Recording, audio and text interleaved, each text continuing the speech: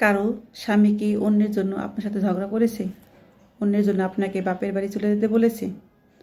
আমার জামাই বলছে আমাকে আমার শাশুড়ি অসুস্থ নিয়ে অনেক মেহমান আসা যাওয়া করছে।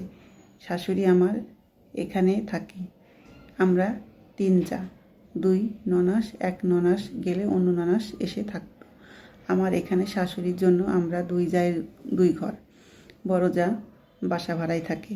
ছোট ননাস মেজো জায়ের ঘরেও যায়, খায়ও না। বড় ননাস 2 জনের ঘরেই খায়। আমার জামাই তার মা 2 বোন সবার দেখভাল করে। সে অনেক আগে থেকেই অন্য 2 ভাই করে যা তা অল্প তো বড় জায়ের ছেলে যারা বাসা ভাড়ায় থাকে।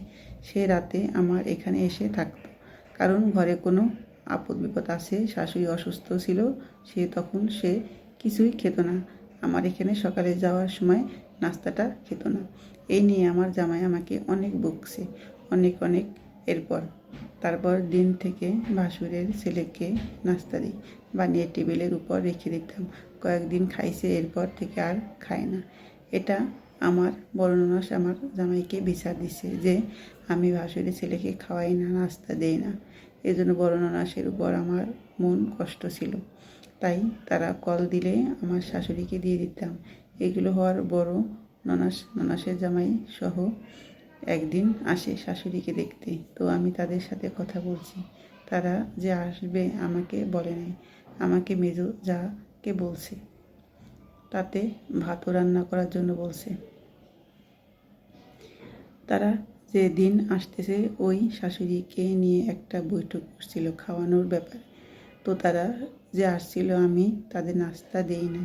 তখন আমার অনেক মন খারাপ ছিল। একদিকে জামাই, অন্যদিকে রাগারাগি করছে, তারপরেও বলতেছে আমার কারণে শাশুড়ির অসুখ হয়েছে, যেহেতু আমার এখানে থাকে। এই নিয়ে অনেক মন খারাপ ছিল, অনেক কান্না করছি। এগুলোর পরে ননাস চলে গেছে।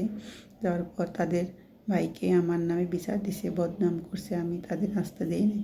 জামাই বলছে তুই তোর বাপের বাড়ি চলে যা, আর আসিস না, তুই থাক। আমার বোন কেন বাহিরে থেকে নাস্তা কিনে খাবে? কেন ওরা উপোস গেছে? এদিকে তারা উপোস যায়নি, মেজো জায়ের ঘরে খানা খাইয়া তারপর গেছে। অথচ তারা সব কিছুই আমার এখানে করে।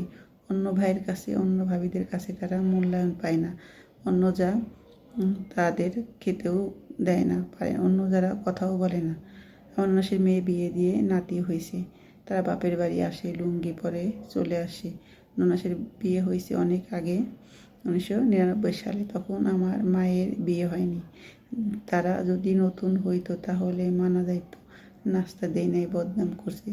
আমাদের বিয়ের আগে তারা আসছে যে খালি কচু শাক দিয়েও ভাত খেয়ে গেছে।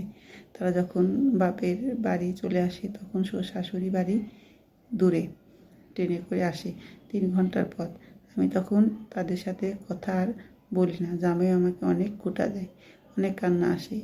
এগুলোর জন্য আমার সাথে 10-12 দিন কথা বলে নাই, পাঠিয়েছে, অনেক কষ্ট দিয়েছে জামাই আমাকে তার পরিবারের জন্য।